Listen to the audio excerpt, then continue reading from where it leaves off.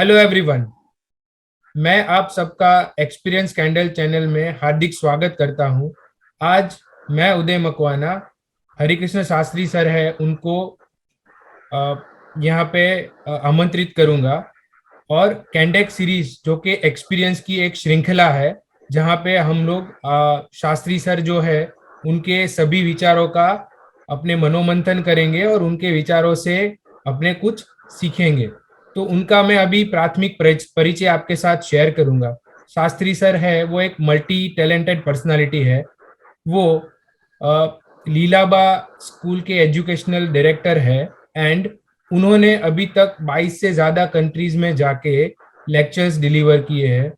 वो 500 से ज्यादा पेरेंटिंग सेमिनार डिलीवर कर चुके हैं अभी तक। एंड 36 से ज्यादा बुक पब्लिश कर चुके हैं। वो कॉलमिस्ट है, राइटर है, एक बहुत बढ़िया मोटिवेशनल स्पीकर भी है। तो उनके साथ अभी अपने उनकी यात्रा जानेंगे और उनकी यात्रा में से अपने कुछ सीखेंगे।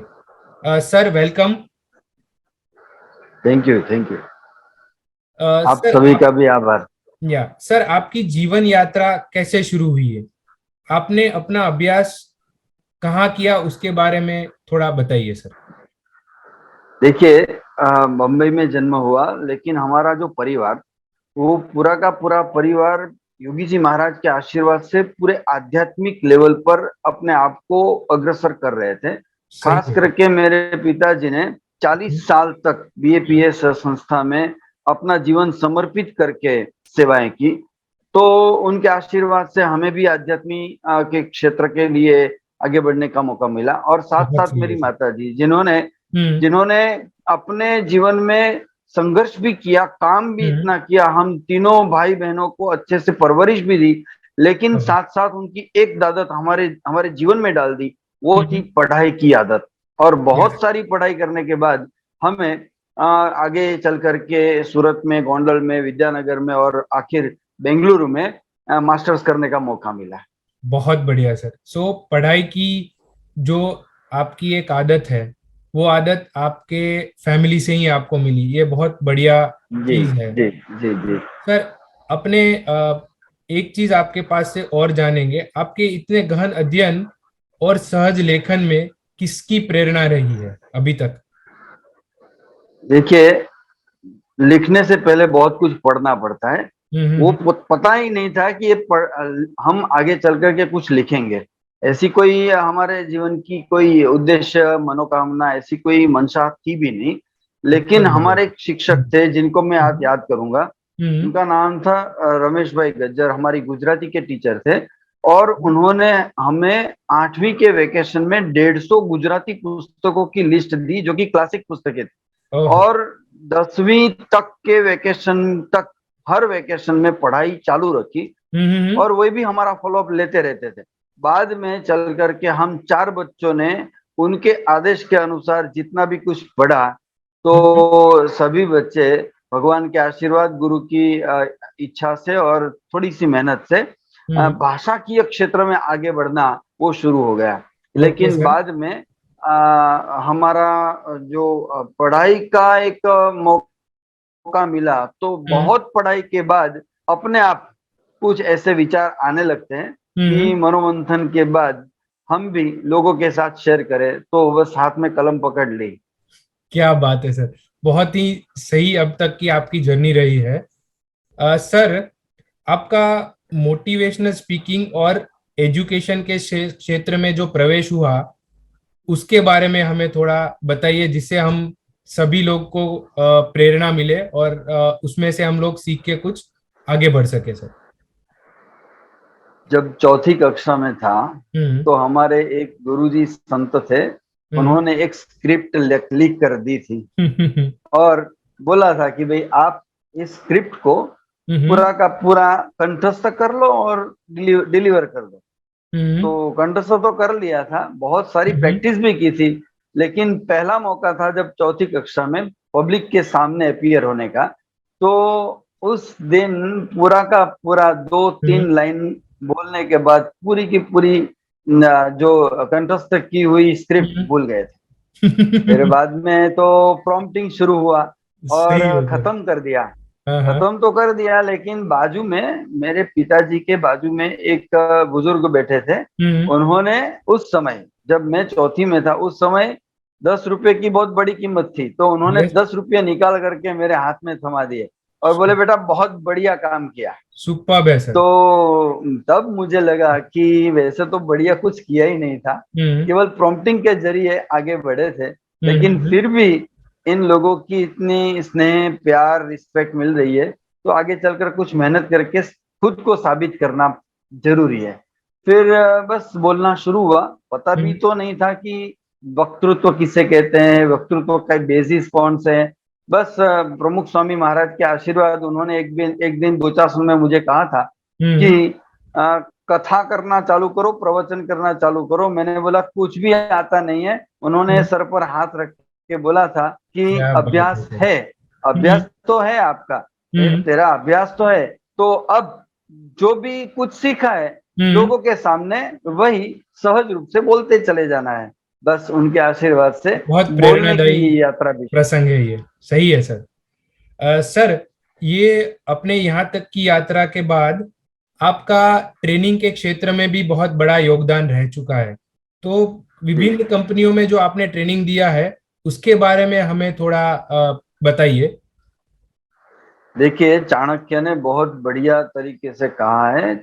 एक पुस्तक है, हम्म कॉरपोरेट चाणक्य। हम्म यदि कोई भी कंपनी में काम करना शुरू करता है तो हम्म। कर्मचारी से लेकर के चेयरमैन तक हर किसी को चाणक्य को पहले पढ़ना चाहिए।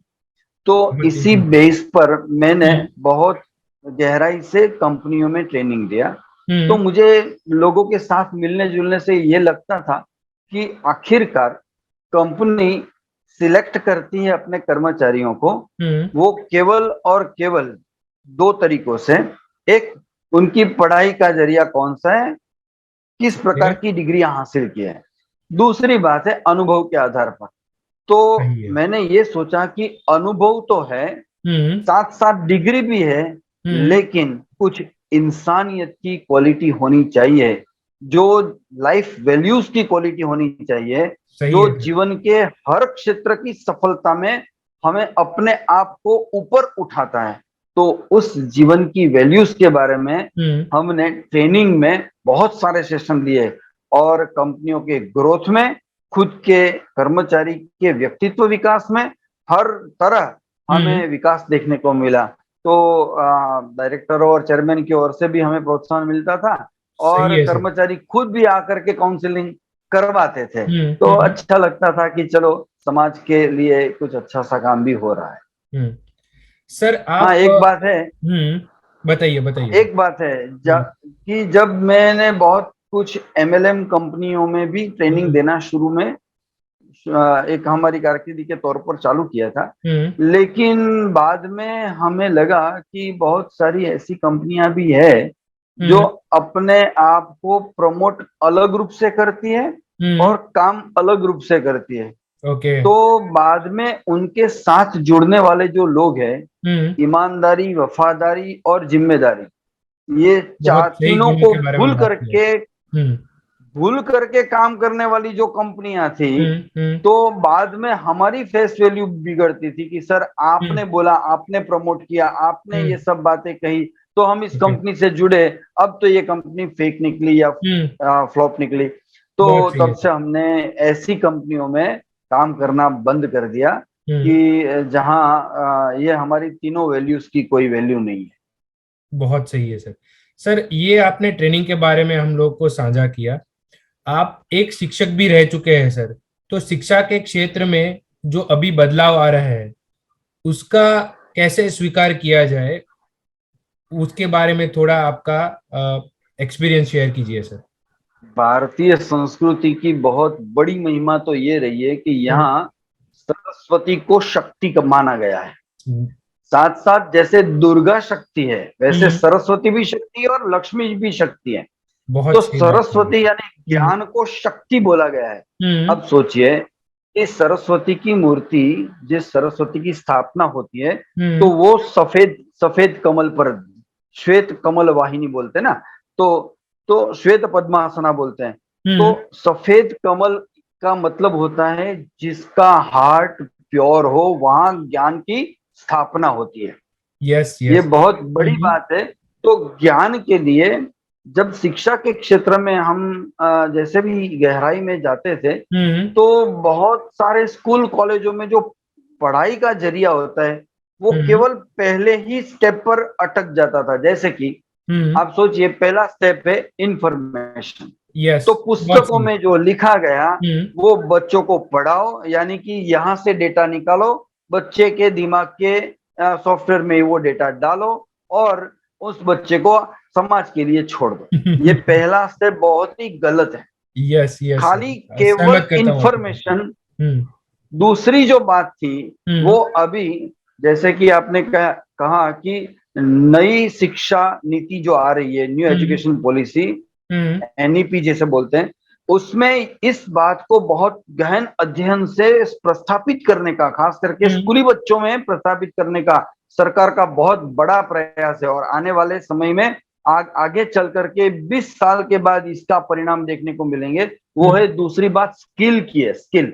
यस, बहुत सही है। पहला आप स्टेप है बहुत सही पॉइंट उठाया इंफॉर्मेशन। है आपने। इंफॉर्मेशन के बाद दूसरा स्टेप ज्ञान का है या हम्म शिक्षा का है, वो है स्किल। यदि स्किल। आपके पास स्किल ही नहीं है तो हम्म इंफॉर्मेशन अकेली आपको कोई फायदा नहीं पहुंचा पाएगी। तो तीसरी हम्म। बात है, वो है स्किल भी है यस। और इंफॉर्मेशन भी है, हम्म लेकिन लाइफ लेकिन अंडरस्टैंडिंग नहीं है। इसका मतलब है विवेकवान नहीं है। विवेकवान का मतलब समझते ना, ये सही है ये गलत है, ये पढ़ना चाहिए ये नहीं नहीं पढ़ना चाहिए, ये पढ़ना देखना चाहिए। चाहिए ये नहीं देखना चाहिए, ये यस, सोचना चाहिए ये नहीं सोचना नहीं चाहिए। सोचना चाहिए। इस प्रकार की जो विवेक भावना, हम्म वो जीवन वैल्यूज के साथ जुड़ी है। तो हम्म तीसरी जो बात है, बदलाव जो आने वाला है, हम्म। वो बदलाव आने वाला, कोई बदलाव आने वाला नहीं है, बदलाव तो लाना चाहिए। लाना तो चाहिए। बदलाव लाने के लिए खुद को कुछ ऐसा करना पड़ेगा कि हम्म ये तीनों तरीके को अपनाना पड़ेगा। इंफॉर्मेशन भी चाहिए, हम्म। स्किल भी चाहिए और अंडरस्टैंडिंग भी चाहिए। सही है। और जो चौथा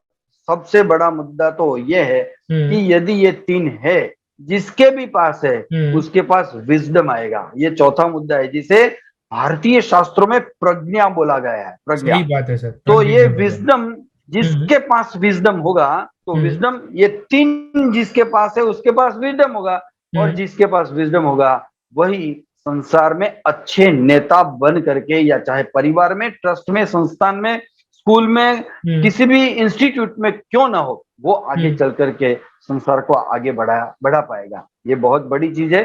तो आने वाले समय में बच्चों को इन चारों लेवल पर स्थिर करके और ऊंचा उठा करके आगे बढ़ना पड़ेगा, तब जाकर के राष्ट्र का विकास हो सकता है। सही है सर, इसमें आपने लीडरशिप के गुणों के बारे में भी बहुत अच्छे से बताया। सर, जी। एक चीज, ये अपना जो अभी वर्चुअल वर्ल्ड है, जहाँ पे एक पूरा कंपटीशन का माहौल बन चुका है, तो उसमें कैसे आगे बढ़ा जाए, उसके बारे में कुछ आप टिप्स दीजिए सर। जैसे अभी क्या है कि हर एक अपने आप को सफल स्टार्टअप के प्रमोटर के रूप में देखना चाहता है। हम्म। हर एक युवा आज एक एंटरप्रेन्योर बनना चाहता है। ये बहुत यस बड़ी साइन है। यस।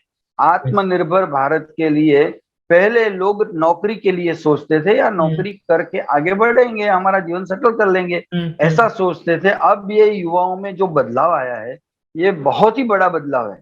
लेकिन वर्चुअल वर्ल्ड में सबसे पहला यदि आपको करना चाहिए तो वो है सरल अग्रीमेंट।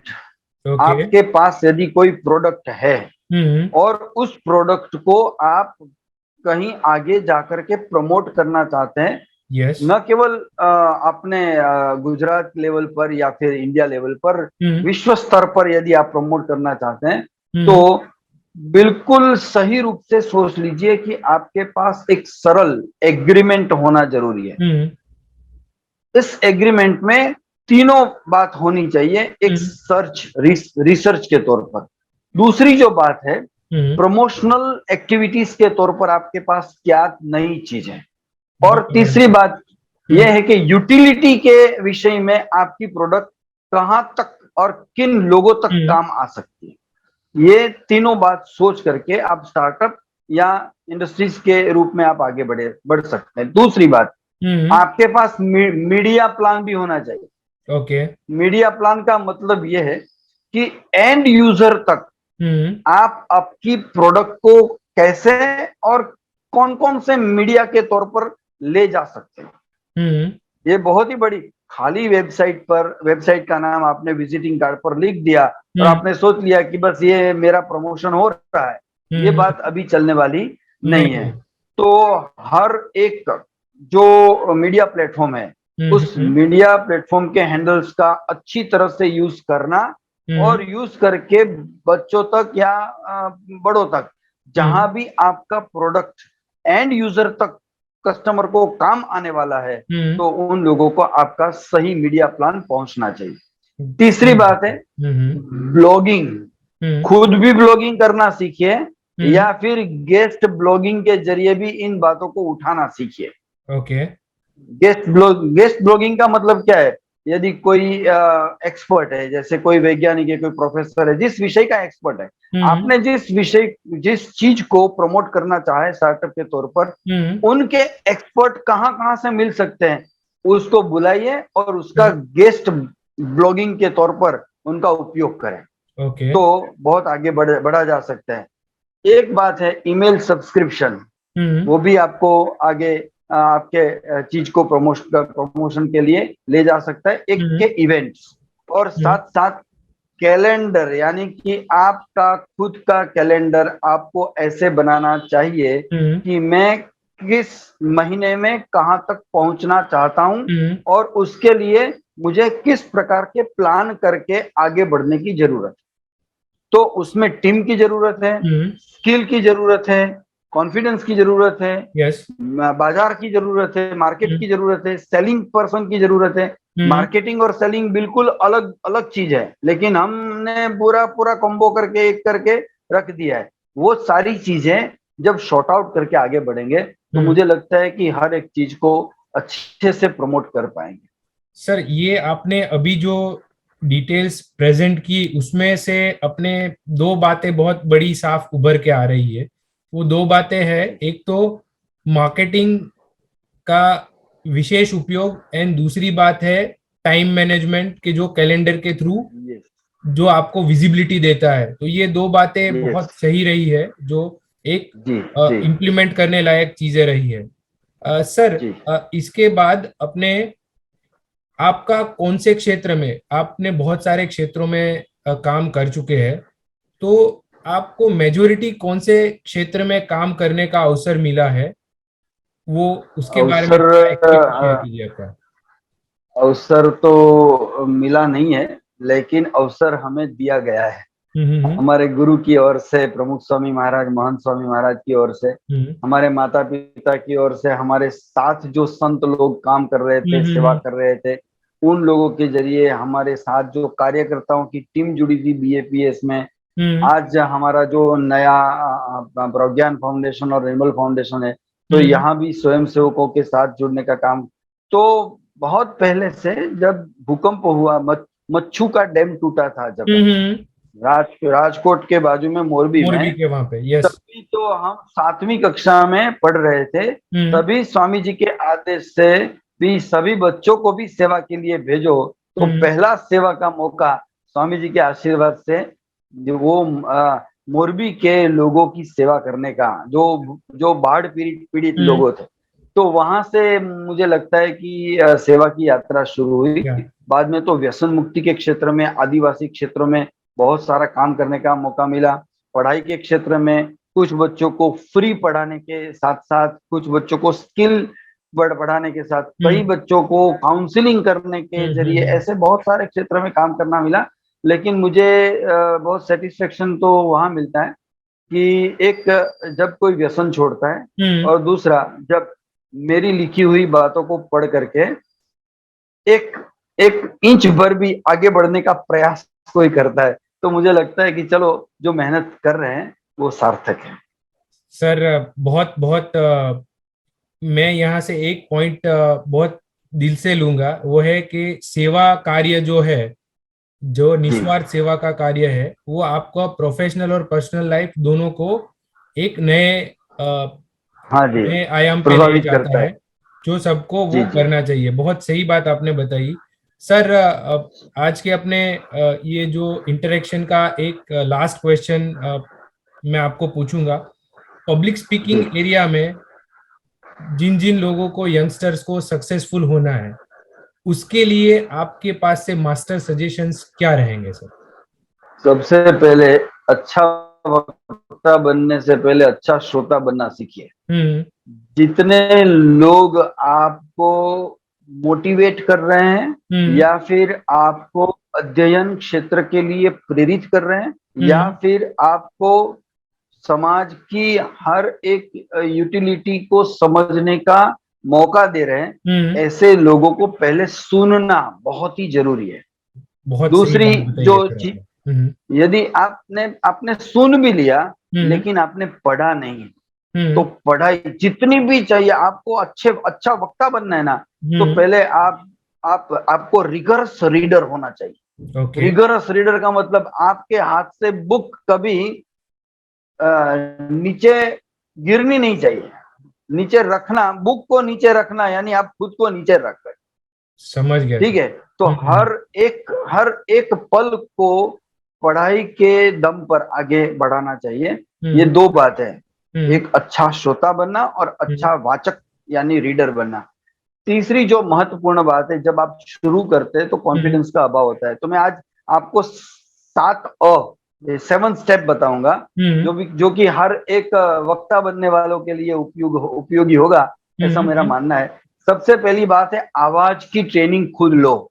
प्राणायाम के जरिए, ओमकार के प्राणायाम के जरिए। हम्म। तो आवाज अच्छी होनी चाहिए, लोगों के कान को, लोगों के दिल को भानी चाहिए ये हम्म। आवाज। दूसरी बात है अभिव्यक्ति।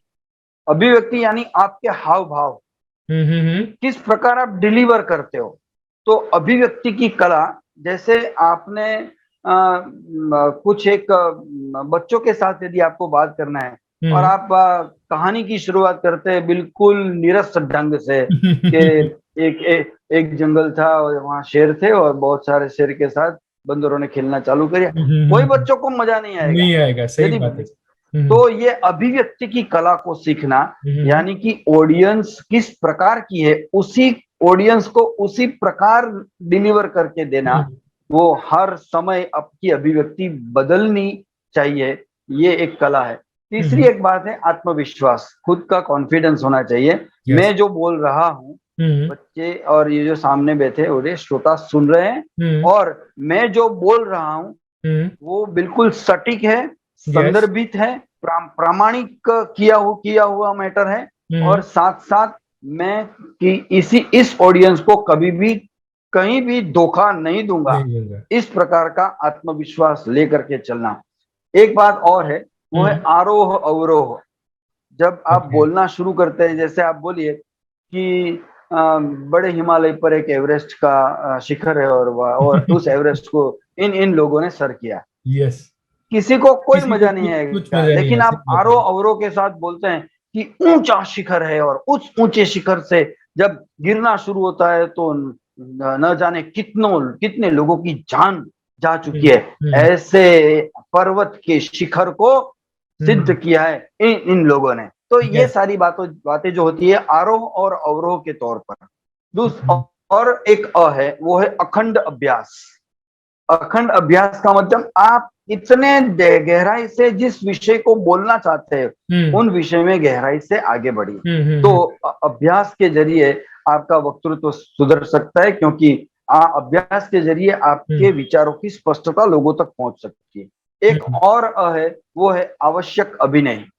सही है सर। जब आप बोलते हो तो बस एक एक स्टील के पुतले की भांति खड़े होकर के बोलेंगे, हम्म। तो इसमें भी कोई दम नहीं आएगा और लोगों को तक ये प्रभावक रूप से पहुंच नहीं पाएगा। तो हम्म। आवश्यक अभिनय, ऐसा नहीं है कि आपको नाटक खेलना है, हम्म। वो, लेकिन जब आप बोलते हैं तो उस चीज को गंभीर रूप से यदि हम्म। लोग सुन रहे हैं, तो उन लोगों के दिमाग तक पहुंचने के लिए कुछ आवश्यक अभिनय भी काम लग सकता है। और आखिर में आंखों का संपर्क। हम्म। यदि आप, कई कई बच्चे जब शुरू करते हैं या युवा लोग शुरू करते हैं बोलना, हम्म। तो ऑडियंस से घबरा करके आंखें उठा करके छत की ओर देख करके बोलते हैं, यस। हाथ पीछे बिल्कुल बिल्कुल स्टैंड स्टिल रख करके बोलते हैं, या फिर किसी एक श्रोता के सामने ही देख करके चिपक यस। जाते हैं और बोलने लगते हैं।